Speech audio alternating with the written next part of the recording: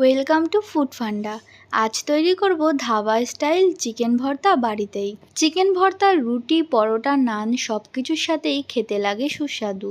তাই চটজলদি chicken boil করার ঝামেলা ছাড়াই তৈরি করা যাবে আজকের এই রেসিপি। তার জন্য সবার প্রথমে একটি কড়াইতে সাদা তেল গরম করে চিকেন কিমা ও তার মধ্যে 1 চামচ লবণ দিয়ে হালকা আঁচে 2 থেকে 3 মিনিটের জন্য চিকেনটা একটু সতে করে নেব। খুব বেশি ভাজা যাবে না। চিকেন থেকে যখন হালকা জল ছেড়ে দেবে তখন এটি নামিয়ে রেখে ওই একই কড়াইতে আবার কিছুটা সাদা তেল দিয়ে দেবো পেঁয়াজ কুচি।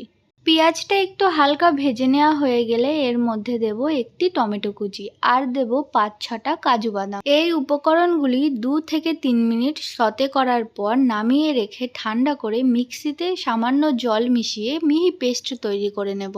এরপর কড়াইতে 1 চামচ বাটার দিয়ে তার মধ্যে 1 চামচ আদা রসুন বাটা ও সামান্য জিরে দিয়ে খুব ভালোভাবে একটু ভেজে নেব।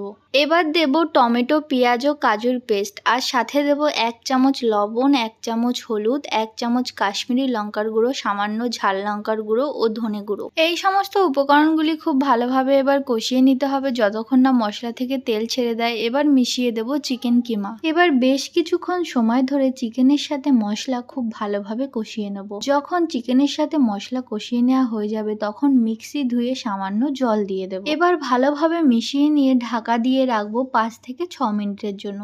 5 থেকে 6 মিনিট পর ঢাকনা খুলে ওপর থেকে দিয়ে দেব কিছুটা ফ্রেশ ক্রিম।